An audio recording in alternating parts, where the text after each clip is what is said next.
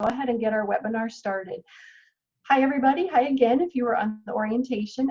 My name is Dana Childress, and I am an early intervention professional development consultant with the Partnership for People with Disabilities at Virginia Commonwealth University. I work on our Integrated Training Collaborative Project, which is the project that's tasked by the Infant and Toddler Connection of Virginia to provide the professional development resources for our early intervention practitioners in Virginia. We are pretty excited to be offering our first webinar of the year, so Happy New Year. This is our first webinar in 2020, and this is a two-part webinar. So this is part one in a two-part series on working with fathers in early intervention. So I'm pretty excited about this topic because I think thinking about how we work with dads is important, and I would venture to say it's something that we don't maybe think about as often as we could, or we don't either have or take advantage of the opportunities that we could to work with our dads.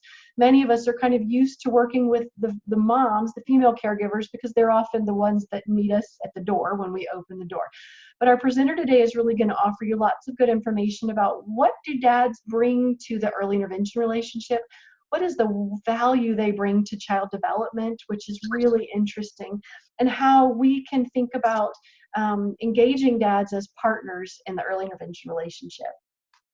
So that's why I love the title of the presentation today, Dads Matter. So I invite you to reflect as we're going along today on how you work with dads, how many opportunities you typically have, and if there are ways that you can partner with dads or the other caregivers in the home, to help spread early intervention across the family's interactions. So I am really excited to introduce our presenter, Dr. Megan Schumacher-Murphy. Megan is, as she will tell you, a former early interventionist, so she has experience providing what we call in Virginia developmental services. She's also a current assistant professor at Salem State University, and I'm really excited to have Megan share her research and her knowledge and some really great stories about working with dads in early intervention. So I'm going to turn it over to you, Megan, to tell us a little bit more about yourself and get us started. So take it away. Thanks, Dana. Although that was a really great intro, I should just keep you with me all the time. I would be happy to do it. Yeah, and just have you introduce me to strangers in the grocery cart line. I love it. So hi, everybody. As Dana said, I am a former early intervention provider, although not so former, because now that I am settled into Massachusetts, I was a lifelong Midwesterner, and I just moved to Salem, Massachusetts to be an assistant professor and start an early intervention program. I'm actually going to pick up a few families to work with because I really miss being out in the field, and it's been a couple years. So, but I was an early intervention provider for about a decade in the Chicago area. And I also, in addition to working with dads, I am married and I have a daughter. In fact, the tiny person in the first slide under Dads Matter is my daughter, although she's not tiny anymore, and my husband. And so I also am partnered with a really engaged dad, which helped me start to think about some of these things. So as you'll notice throughout the presentation, I talk a lot about my own experience, both as a provider of early intervention and as someone who researches what the experiences of fathers in early intervention is like. But I have lots of books and I've done some great research, but one of the best resources we have in early intervention is each other and all of our years and years of experience. And so I hope that all of you will use the chat to pop in and offer your own experiences as well, because I think that there's nothing more valuable than our community of professionals. So we're going to go through a couple outcomes today. What we're really looking at today is thinking about how our own experiences influence how we think about dads and the way that we engage them in our practices. We're going to talk about the ways that fatherhood's really changed in the last 60 years or so, and it has actually changed at a pretty significant pace in recent history. And then we're also going to talk about how dads really positively impact the development of their children. And then next time we're together, we're going to build on what we learned today and really dig into the experiences of the dads I've talked to in my research and start to relate our what we know from them as things that have worked really well and things they wished were different into our own early intervention practices. Okay. So the first poll we're going to do is to talk about what is your experience with dads in your own practice. So Jeannie's going to pop in a poll. There it is.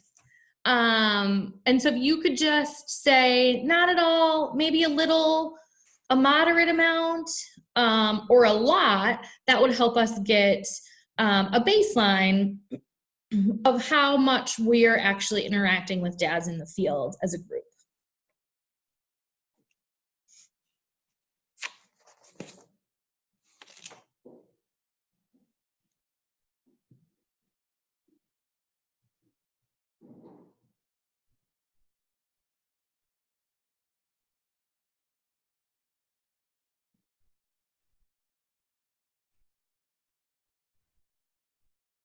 So it really looks like a bit more than half of us have only minimal contact with dads, right? They're not always around at the sessions. They show up for meetings. We see them occasionally. About a third of us get to see dads sometimes. And just a few, 3 lucky folks get to be with dads all the time, which is awesome. And so that helps us know a little bit about our own perceptions, right? The more experience we have working with dads, the more we understand about them.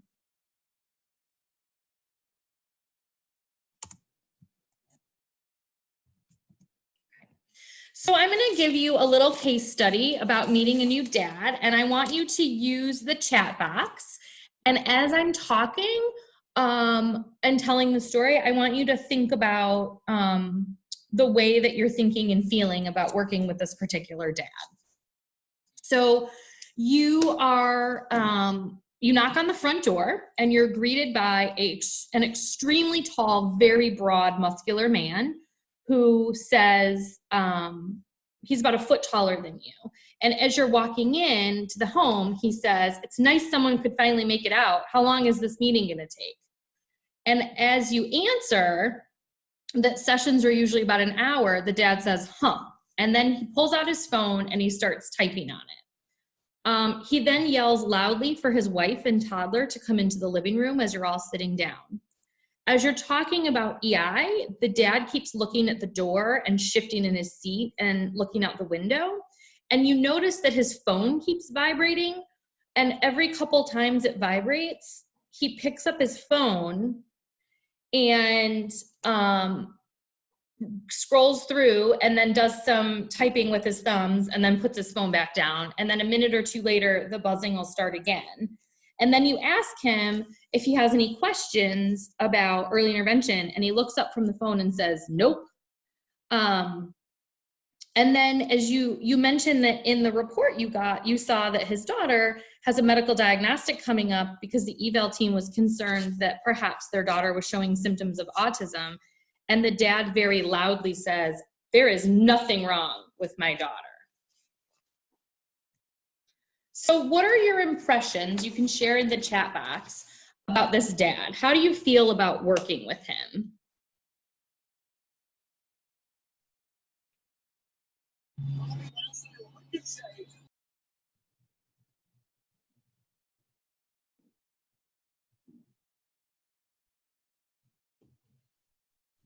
Yeah, we have a big range of feelings, right? Some folks, like Jay Anthony, feel like he's not really understanding. Charles feels like he's in denial. Melinda feels like he's frustrated.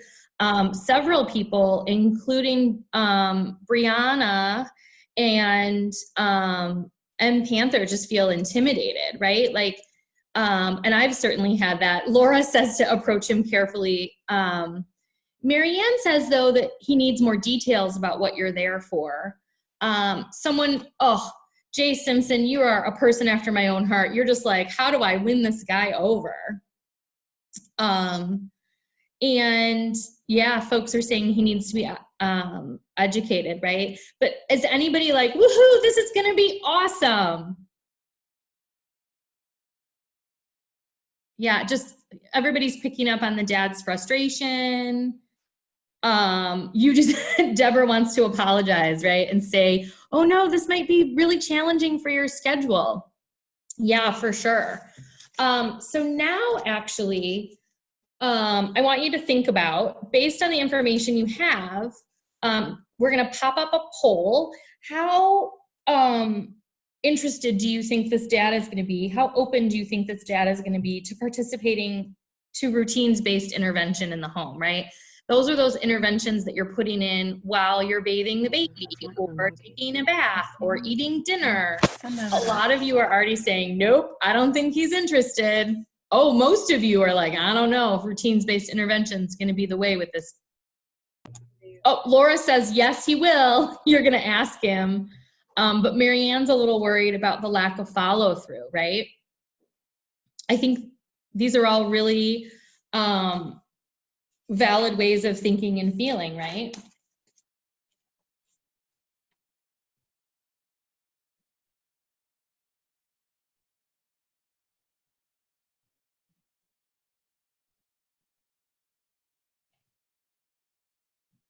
Oh, Laura, that's a great idea. So Laura says that she would ask him what his involvement is with routines.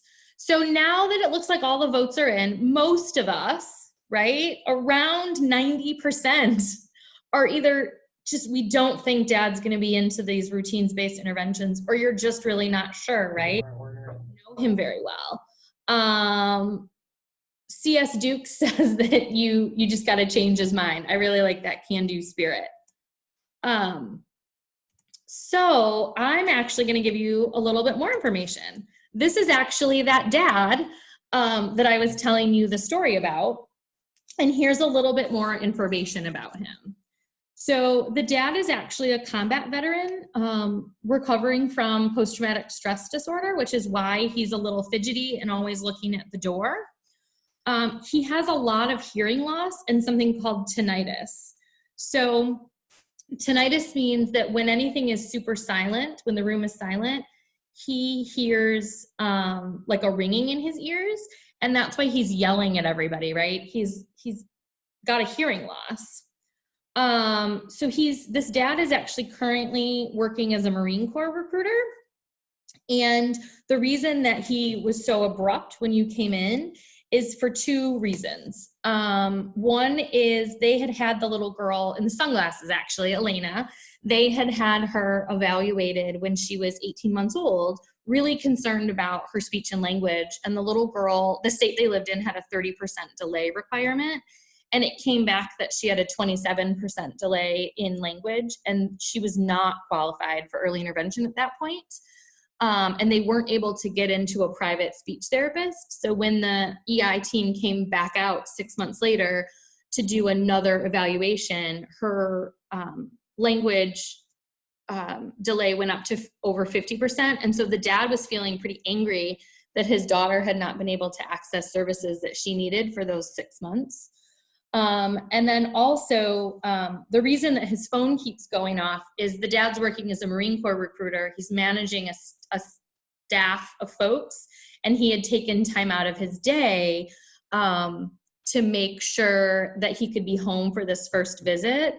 But when he hadn't planned for the visit to be as long as it was, and so he was texting back and forth with his subordinates to see if someone else could cover a meeting for him at work. So the other thing is that Elena, the little girl with the sunglasses, is very much a well-loved and wanted member of the family. And the dad just shared that he actually felt really uncomfortable initially with an autism diagnosis because everything he'd heard about autism was really negative. And Elena was a really loved and wanted and embraced member of their family. And so he was really hesitant to put a label on what was causing her some of her challenges, because he didn't want other people to assume that all of the bad things about her that he had assumed about people with autism. So having this additional information, how does this change your impression about this dad or your feelings about working with him? Can you add something in the chat box? And Marianne has already said, you never know what someone's going through.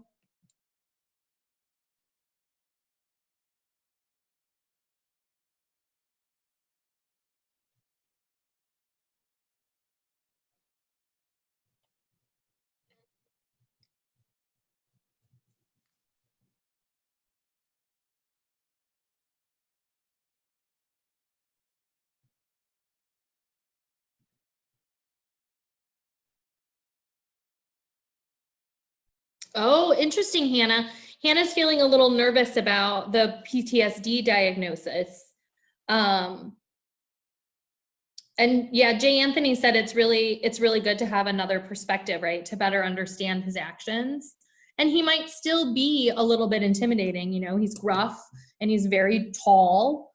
Anna would like to just meet him where he is and talk to him more about autism.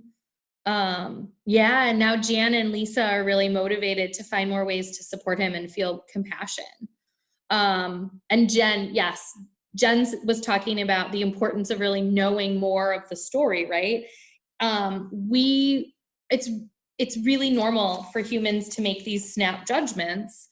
And actually, that's part of what it means to be human, right? We use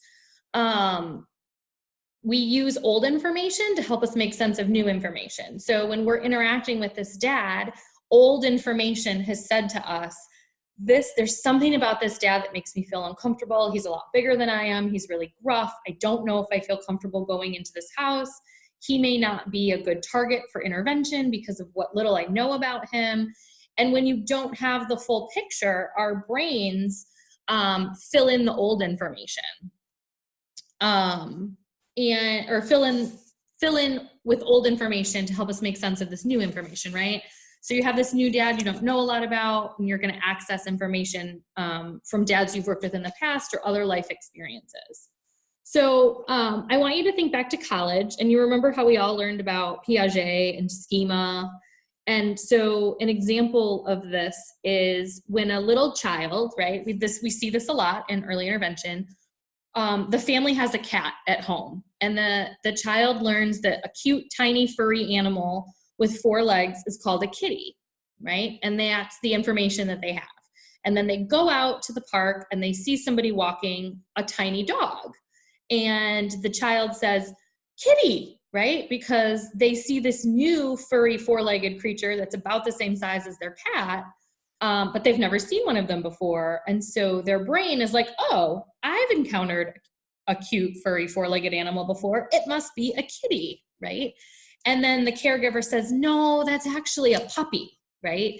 And then the child is like, oh, wait, so this old information I had about cute, fuzzy, 4-legged things is not accurate. And I actually am going to use this new information to learn more about this new situation and know that my initial thoughts weren't correct. And we do this all of the time, every time we meet anybody new, or we read a book, or we read over a new report for a referral that we get. It's normal. It's what our brains are programmed to do. And it's what kept us safe all of those years when we were, being chased by elephants and such. So, but now we have more information that our brains are wading through all the time, right? So we get all of this information from our own experiences, but we also get information through books we read, movies, TV, social media, stories that our friends tell ourselves. So where do we get all of this information then about dads, right? A lot of it we get from our own experience. So this I thought was a really interesting study about early interventionist experience. It came out in 2017, and I'm actually curious if any of you took part in it, because I vaguely recall seeing it pass through the internet. So they asked a huge group of early intervention therapists by a web survey if they felt that dads were important. And almost all of them were like, oh my gosh, yes, dads are such important caregivers. But then later in the same survey, they also were asked they also were asked their feelings about working with dads in routines-based interventions. And the vast majority of these EI therapists across disciplines said that working with dads isn't a valuable use of their time because they're only with the families for an hour a week, and they really wanted to target their interventions to the person who was going to follow through on them. And this particular group of caregivers, which was of early intervention therapists, really felt like dads were important, but they just didn't have time in their sessions to address them. Dana said, yikes. Dana, that's how I felt when I did that study as well. But then I really started thinking about it, right? My initial reaction was like, ooh, yikes, I would never feel that way. Dads are so important. But then I have this experience from my own life, right? And as I'm writing this research up, right, I'm literally writing a dissertation on all this research about that I did with dads. And as I'm doing that, a class dojo text pops up on my phone, and you'll see the little blondie with the ponytail as my kiddo. And I was like, oh, this is really cute. I should tell my husband that this is happening. And I screenshot it and text it to my husband. And it occurs to me that in my own home, even though I have a really engaged dad, I am sort of doing the exact same thing that I was just judging these providers I'd never met for in this survey, right? Which was, I was assuming that dads were not the best people to engage in some of the caregiving. In this case, correspondence with the teacher, right? There's no reason that I was the holder of the class dojo.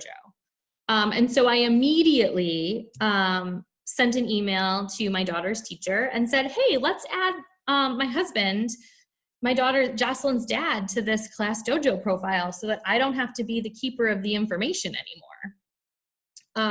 And that was really sort of a light bulb moment for me, right? Like I had been so used to, as a mom, doing all of the caregiving, including this correspondence with teachers, that I am sure that that is some of the old information my brain used to fill in information about families I was working with, and that the assumptions I was making about the division of labor in families' homes were based on what the division of labor was here. Sarah, it looks like you have some of that same experience, right? Like you're sort of used to doing a lot of the caregiving and a lot of the correspondence, and so you just assume or you don't even maybe think about it, right? It's this implicit thing where you just then correspond only with moms.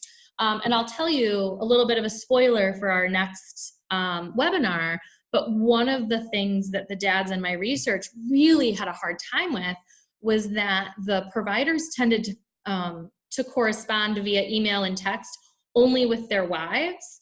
And there was one dad who even the therapist would email his wife, and then his wife would pull it up and read it out loud to him.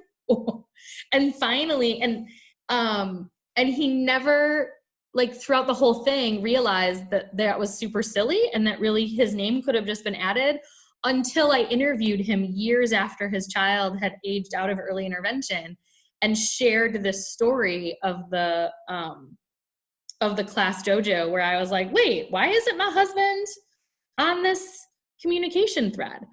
So if you don't get anything else from this particular presentation today, it's always include both parents or both caregivers when available on the correspondence. That's really helpful for folks.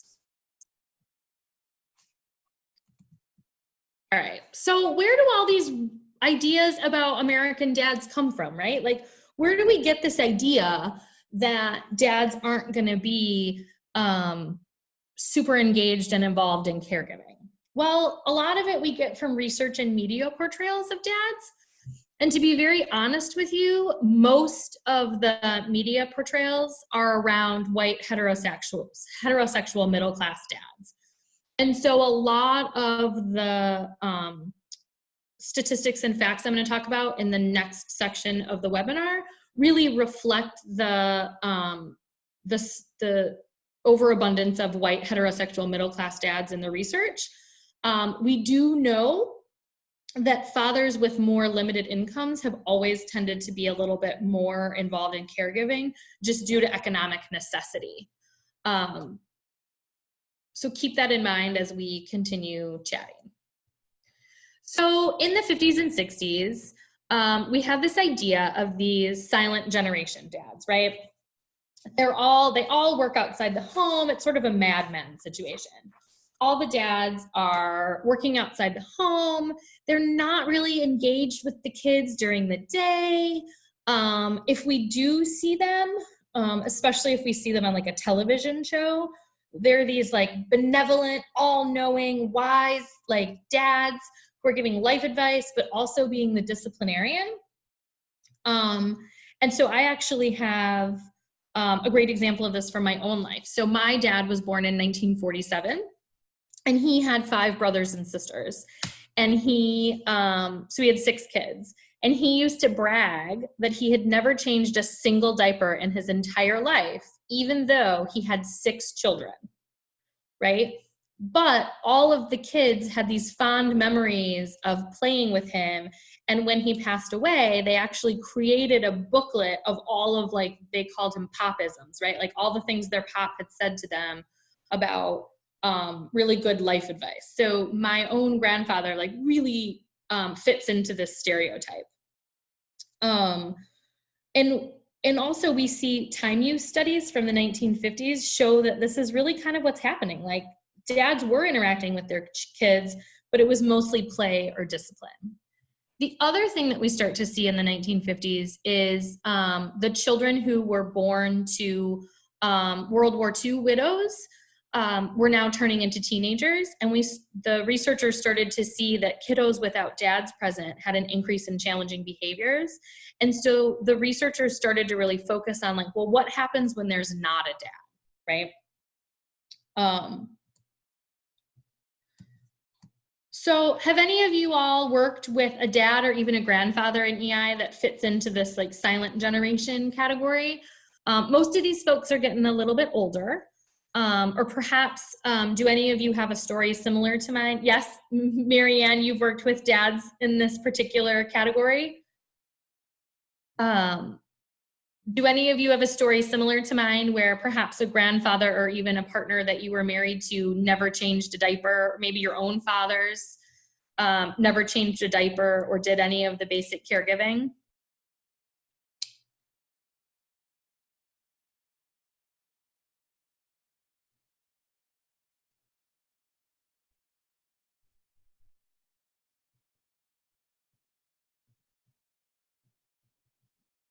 Oh, Angie Ritter, your dad never changed a single diaper and there were 8 of you. Oh my goodness, I don't even want to know how many diapers that was. So many. Right? I will tell you that my grandmother, a lot, yes. Oh my goodness.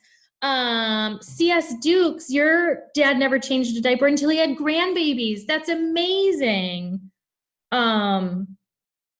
And then we're starting to see these these dads who didn't do caregiving with their children caregive for their grandchildren. That's awesome. I've never actually thought about that. Oh, and Marianne, you still have some dads that aren't going to change a daughter's diaper. That's really interesting. Thank you for sharing those experiences. So then we're going to move into the 1970s dads. These are the baby boomer dads. So this is actually my dad. Oh my goodness, Tara, you have a dad who didn't care for his own children, but now is raising a grandson. What a gift for him that he gets to have all these great experiences with his grandbabies. So my dad is actually a baby boomer dad. And again, dads in this time period were more playing with their children and not caregiving. And that's certainly true for my own experience with my own dad. And we continue to see that children without dads at home have poor social skills and more challenging behaviors and poor school performance. And the research really does continue to focus on dads who are not around. And if you think about these dads in the 1970s, you're still getting a lot of like the wise disciplinarian, but you're also starting to see a portrayal of these teasing dads. So they're doing a lot of teasing, right? In shows like The Jeffersons or Happy Days. Oh my goodness, Dee Jones has a dad who was a little outside of the norm, right? He was really flexible and picking the kids up from school So my husband, who's a super involved dad, my husband is in Gen X, and we'll talk about them in a second, but he had a super involved dad because he worked third shift, and my mother-in-law worked during the day as a secretary. And so my father-in-law actually did a ton of he did all the after school caregiving for the kiddos during the week. And so my husband was used to the dad sitting down and doing the homework and things like that. So then we have the 1980s and 90s dads, right? So we have a little bit, this is where we start to see these Gen X dads emerging in the late 90s. And research starts to change a little bit. And instead of really only thinking about what happens when dads aren't around, research is starting to look at what's happening when dads are around, right? Like, why are dads beneficial? What happens with kids who have dads around a ton, who are doing a lot of caregiving and engaging with their children? And part of the reason that we're seeing more research about this is because this is when we saw a huge shift in our economy from more likely to have a stay-at-home parent, generally a mom, to two working parents, or these dual income homes, right? And so as more women enter the workforce, we start to see a change in the amount of father caregiving in middle-class families, because they have to help, right? Mom's not home all day. She's also at work, and there's more of a division of labor happening. And again, I just want to reiterate that knowing what we know about white middle-class father caregiving and how it increased in the 80s and 90s when wives went back to work in heterosexual households, that tells us that it's very likely, and we already know, that families with limited incomes with women who have always worked were always more likely to be engaged with, those dads were always more engaged with their children than dads of higher income. So in 1988, only about 20% of dads were caring for their children when mothers were at work. And if you think about all of the movies from this time, this is when we got Mr. Mom and Full House and My Two Dads and Three Men and a Baby. And that was all the dads are caregivers and can be nurturing, but only when there's not a mom around, right? And there's also still a lot of teasing, right? We see that with Family Matters and Family Ties and The Fresh Prince, shows like Everybody Loves Raymond. And so then we move out of the 90s. Oh, actually, sorry. How have you interacted with these baby boomer and Gen X dads? Have you had any of them in your practice? Can you share with us in the chat box?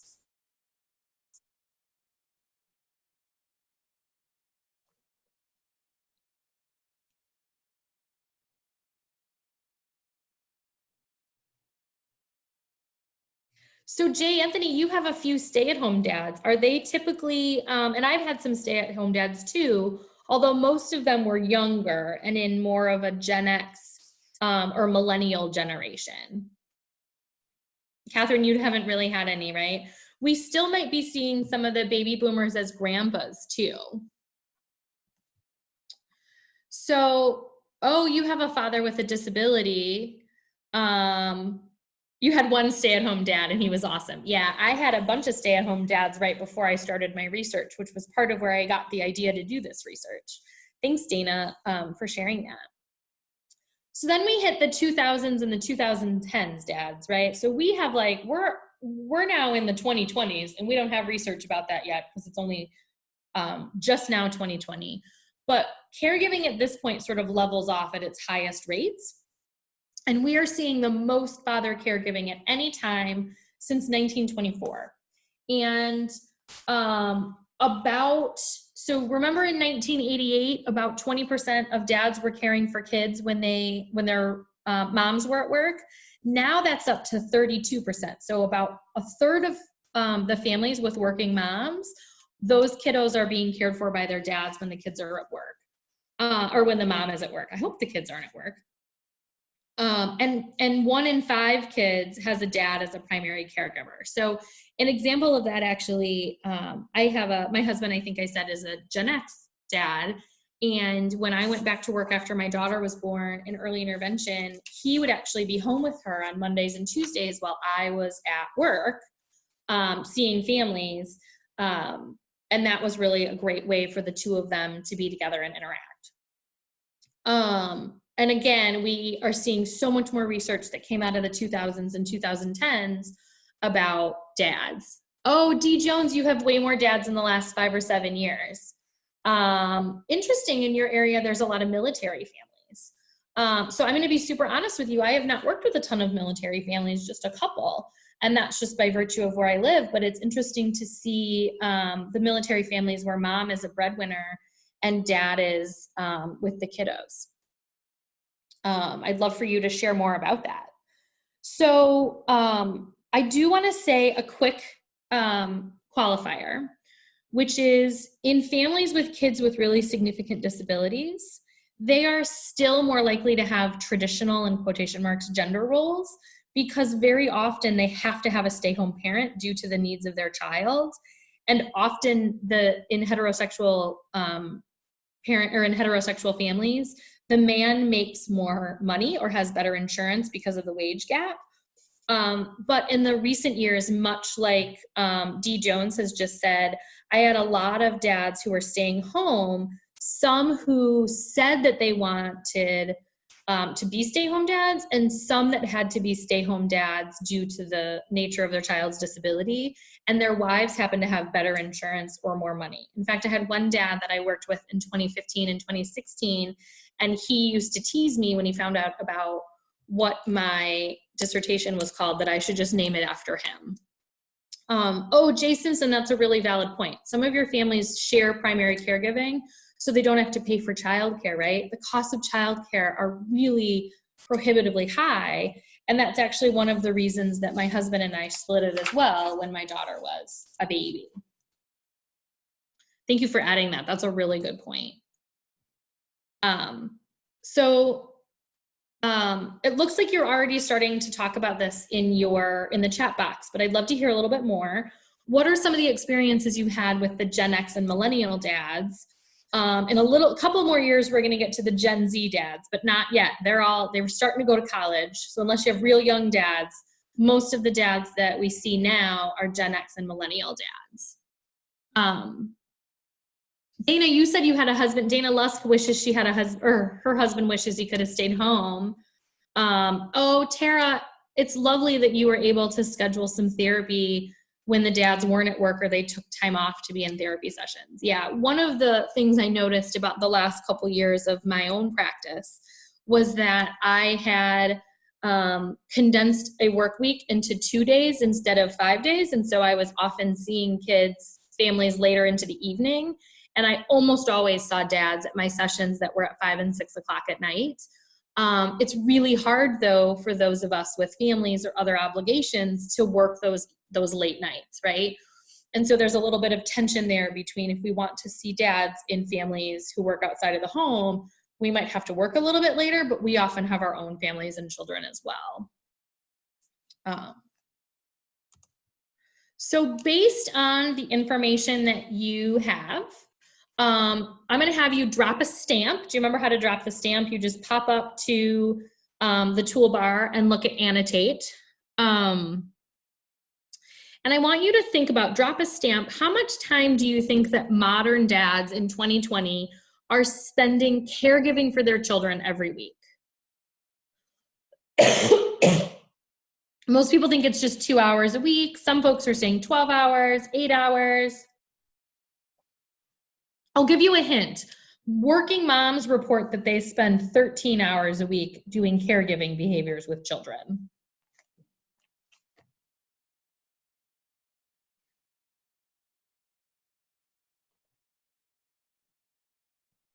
So most of you are focused right around 8 hours, and you're not super off. It's actually they spend about 8 hours a week caregiving, right? So a lot of modern dads, what we're seeing is if they work outside the home, they're spending about 35 minutes a day during the week caregiving with their children, but a total of 65 minutes a day, right? So they're getting home late, they're caregiving for their children about half an hour and playing with them about half an hour. And then we're also seeing that on the weekends, the dads are still caregiving about 30 minutes a day, but the time that they're spending interacting with their children goes up to about 90 minutes a day. And this particular study looked at infant care in 2-parent households. Yeah, if you're working with a family with both parents, lots of folks do need evening visits, Melinda. That's true. So I'm trying to think, I'm wondering if you're thinking about, so what does this mean, right? If we know that dads are doing a little bit of caregiving and a lot of interacting, what does that mean then for routines-based interventions, right? What are dads actually doing? And I think it's important for us to know that so that we can think about how we're interacting with dads and what it is that we're coaching them to do during our home visits. So about 3/4 of dads are eating meals with their children and feeding their children every day. About just over half of dads are bathing and dressing their kids every day or changing those diapers, right? About a third of dads are reading to kids every day, but 8 out of 10 dads, 4 out of 5 are playing with their kids every day. And then about 9 out of 10 dads are doing these things multiple times a week, but not every day. And so dads really are good targets for routines-based interventions. One of the things I think that we need to remember is that play is actually a really important routine that we could build a lot of skills into with dads, right? Dads are much more likely to have play-based routines with their kids that maybe don't involve caregiving, or they involve a little bit of caregiving, but in a really playful way. And so that's something to remember as we move forward and think about routines-based interventions, that for dads, playing with their kid every day is actually part of their routine. And Jan, you have a single dad, right? I haven't seen that a ton, but that is starting to happen a little bit more frequently. Okay. So why are dads such good targets for routines-based intervention, right? Like, what is it about dads that is particularly special, right? What's the value add in addition to just being really good for the dad and the baby? Well, increased father caregiving is wonderful for attachment, right? So dads and their babies who have really strong attachments, the dads actually feel more competent in their parenting, but also the children tend to have higher IQs, which is a problematic measure of success, but it still exists in the research.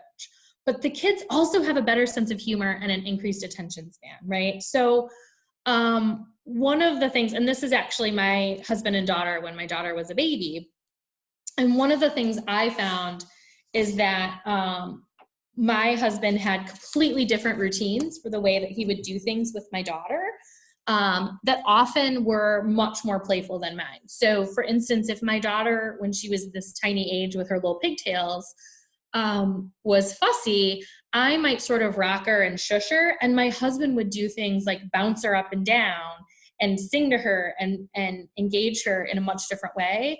And you know what? Both of those strategies were great for her, and they calmed her and distracted her from the fact that she had been fussy. They were very different, right? So we have to think about how dads don't always do it the same way that maybe we would. Yep, Sarah, different ways to get to the same goal. Excuse me. So one of the main ways, right, that dads are really beneficial for children, and one of the great things that comes out of working with dads in early intervention, is that dads tend to use much more varied language with kids. So moms are much more likely to use that routine language that a lot of speech therapists love when you're trying to teach new words, right? Like you always want to say the same words at the same time, the same part of the day, so that kids hear them all the time. And that's awesome. And we so need that model. But we also need to hear a lot more varied kinds of words, right? Dads are also much more likely to ask WH questions and to ask their kids for clarification. Like, what do you mean? Or can you say that in another way? So what ends up happening then is that kids who engage a lot and talk to their dads a lot have much better language comprehension and much bigger expressive vocabularies, which is actually the best predictor of later reading skills. So many of our little people in early intervention are at risk for later learning disabilities because of some of their speech delays. And so any benefit that they can get from engaging with their dad and their dad using a more varied vocabulary with them is really beneficial. So another huge bonus to dads being engaged in early intervention with their kids or just in caregiving with their kids is that kids with engaged dads always have better social skills, right? One of those things is that they have two strong attachments. So they've got a strong attachment to mom, strong attachment to dad. And then they also have much fewer challenging behaviors. And some of that has to do with just the two really strong attachments. And some of it has to do with the fact that when we look at families with kids with challenging behaviors, when both parents are present for the behavior intervention and actually follow through in the behavior intervention, families are much more likely to actually do the things in the behavior intervention to stop those challenging behaviors. And then the kids actually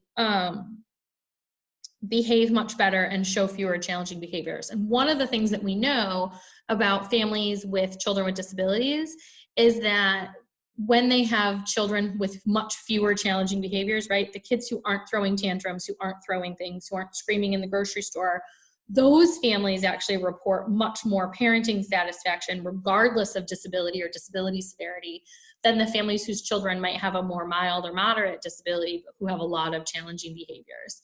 And so it's always great to involve dads in behavior interventions. The other last thing that I sort of alluded to, but didn't think a lot about it until I actually had my own baby and watched her interact with my husband, is that dads tend to engage with kids in a much more rough and tumble way. Of course, this isn't true for all dads, but a lot of American dads. And that's so good for them, right? So when that happens, kids, when they're throwing them in the air or when they're chasing after them or when they're wrestling with them, this gives kids way more opportunity to regulate their sensory and nervous systems. It also gives them a ton of opportunity to practice those gross motor skills. And it also, and this is, I thought, really interesting, and it's something I hadn't really thought about, is kids who engage with a lot of rough and tumble play with their dads, or really any caregiver, but the study was about dads, really took more healthy risks, right? So when you think about what healthy risk taking looks like, for a little person in EI, that might be like climbing up the playground structure at the park or going down the slide or taking a step, right? Like for a lot of our kiddos with motor delays, it is really scary to try and move their bodies, right? Or they're not sure what to do with their bodies. And so they actually need that healthy risk taking to be able to engage in the in successful motor skills development. So now that we know why dads are so beneficial, why do you think we're not always engaging with them during early intervention sessions? Like, what are some of the barriers to engaging with dads in early intervention? You can just go ahead and drop some of your experience in the chat box.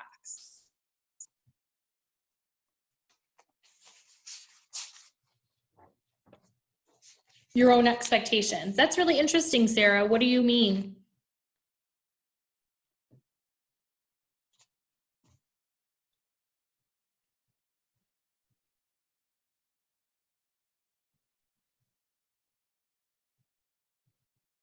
You don't get, yeah, so Jay Anthony, you don't always get to see them. Dads aren't home. You're not sure how to approach the dads, Deborah.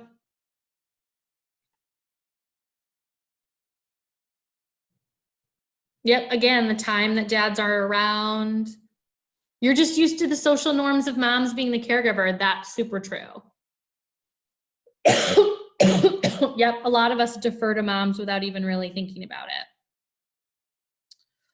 That's really true. In fact, all the dads I talked to in my research mentioned that at IEP meetings or IFSP meetings, no one even looked at them, right? They would ask a question and then look right at their wives. Sometimes one parent dominates the discussion. That's super true, Melinda, especially at my house. I'm super chatty and my husband tends to be a little quieter. So I definitely can dominate some of those conversations. Sometimes dads are unsure how to interact with you. Yeah, Deborah, I have a great example of that actually. One of the dads I interviewed was older. He was a baby boomer dad, and he had had one round of kids who were in their 20s, and then he remarried and had a little guy in early intervention. And so he was in his late 50s, I believe. And a bunch of the therapists coming into his house were young. They were in their early 20s or mid 20s, having just come out of school. And he was very acutely aware from the stories that his wife had told him how uncomfortable women are often feel when men come on too strong. And he was a little bit unsure, since he was at home with the child. He was really unsure of how to engage with the therapists because he didn't want to make them feel uncomfortable. He was really afraid that if he was too friendly, they would feel uncomfortable coming into the house, because he was a lot older than them and male. And so he was like, I just was sort of standoffish and waited for the therapist to engage with me, right? Deborah also says, like, sometimes dads don't know how important they are. That is super true, right? Especially with little babies. Often moms are the primary caregivers. They frequently, if they have the child biologically and not through adoption or foster care, moms have been the ones to carry the babies. They're often the ones who are feeding the babies, sometimes with their own bodies, right? And dads might not know how important they are when they're really little. And that's heightened actually when their babies spend time in the NICU, right? Because here's a whole other staff of people taking care of their baby. So your experiences and your comments in the group chat, excuse me, y'all, I live in Massachusetts and it's flu season. So I'm a little I've got a little bit of a cough still. So the research says that it is time of day, right? So the time of day that we are available for early intervention doesn't always match the time of day that dads are home. So even the involved dads who are working outside the home can't necessarily be there. The other thing that we're seeing a lot of is that early intervention is a really female workforce. And so often it's a female person going into the family home to work with the family. And when we're going into a home and engaging with people we don't know, we're much more likely to want to talk to the person or be more comfortable with the person who's more like us, which often is the mom, right? And that leads to some of this difficulty building rapport with dads. I have a really funny story about that too. One of the fathers I interviewed for my research was like Hemsworth level gorgeous and tall and had like a super deep voice. I mean, it was insane. And he actually was like, you know, it was so interesting to me that like none of the therapists felt comfortable around me and they wouldn't make eye contact. And I never really knew what that was all about. And in my head, I was thinking like, oh my gosh, you're so gorgeous. I don't even know if I can make eye contact with you. And I'm just interviewing you, right? And so that's kind of a silly, funny story. But there's also a difficulty building rapport with dads just because in America, men and women are socialized to communicate differently, right? Women like a lot of direct eye contact. We like to be like focusing only on the conversation, whereas men don't want to make direct eye contact with you. They want to stand next to you. They want to be talking to you while you're engaged in another activity so that you're not just focused on that conversation. You've had Dana Lusk, you've also had a gorgeous dad. That's really funny. I never had a gorgeous dad. I only had the one that I interviewed. But yeah, I'm wondering, Dana, if you were as uncomfortable as this particular dad's therapists were. Oh, Sarah Vogel, you've had a super hot dad too, huh? It is a little disconcerting. So when you have your own, the other thing too is we talked about this earlier, we have our own preconceived notions about dad's level of caregiving. Oh no, Elle Cotner, you have two hot dads right now. Well, I hope that you feel comfortable talking to them. And now you know you can just stand side to side so you don't even have to make eye contact. The last part that the research talks about is that there's actually a big disconnect between our skills as therapists and dad's preferences. So a lot of us are really into the like routines-based care, like here's what you do when you're feeding the baby lunch, and here's what you do when you're giving the baby a bath or reading a book, right? I know a ton of therapists, myself included, are all about like, here's what you can do when you're reading a book. Well, we know that only about a third of dads are reading to their kids every day. And a lot of dads prefer rough and tumble play. And so one of the things that I found in my own research is that the dads actually tended to be much more comfortable with the gross motor skills and the physical therapists than they were with a lot of the other therapists. And they felt much more competent and had much better relationships with those folks because they had more in common about what was happening. All right, so next time we're together, I know it's already been an hour, can you believe it? Next time we're together, we're going to talk about and really dig into, so what do dads experience in EI, right? We know what we experience with them, but what are the dads saying about EI? And then based on what those dads are saying, how can we get better at engaging dads? What I'm hoping is that some of you will share a tricky situation you've had in the past, or maybe you have now. I'm not hoping you have a tricky situation, but I know we all have. And if you're looking for some ideas about how to engage with a dad, that you'll email me some of those stories and situations, and that we can talk with each other about, we can build them into the presentation and talk with each other about some of the things that might work. Dana has just sent my email in the chat box. It's actually really easy to remember. It's megan.murphy@salemstate.edu. And if for some reason you forget, I'm pretty sure, Dana, we send out a follow-up email after this, and you can get in touch with me through her. But again, you can also just Google Megan Murphy, Salem State, and it'll pop up. Yep, Jeannie said you send up a follow-up email. So if you, in the next couple weeks, engage in a tricky situation, or you can think of a really tricky situation you've had in your past, please share it with us, and we'll incorporate it into the presentation. Yes, absolutely. Thanks, Megan. This has been fantastic. I loved it. Marianne says, when is the second part? So Marianne, that's where we're going next. I wanted you guys to know, since you registered today, you are automatically registered for the part 2 in the series. The part 2 in the series will be on March 3rd at noon. So hopefully you will be able to join us for the second part. We would love to have you continue the conversation as Megan's going to dig into what can we do with this information, and how I love it. How can we get better at engaging dads? As Megan said, feel free to send her any tricky situations. If for any reason you can't reach Megan, you forget the email address, you can always send them to me. That's okay too, or to Jeannie, send them to somebody on the professional development team. Dana Lusk says she'll be in Florida and she'll miss it. Well, Dana, the webinar will be archived and posted on our website, the VEIPD.org website, so you can catch it there when you get back from Florida. And also, there's internet in Florida, Dana. We'd love to have you. That is true. If you can tune in from the beach, go for it. Thank you, Jeannie, for putting my email in there too. So after today, you guys are going to receive an email. As Jeannie said, we do send out a follow-up. Your follow-up email will have a link to a survey to give us feedback. We really do value your feedback and would love to hear from you. Feel free to take that survey. If you would like to get access to the certificate of participation, completing the survey will be especially important. After you complete the survey, you'll have a link to your certificate. We know that folks often join these webinars in groups. So if one person registered and there's 4 or 5 of you sitting around the table, feel free to share that email with your group members so that they can access the certificate as well.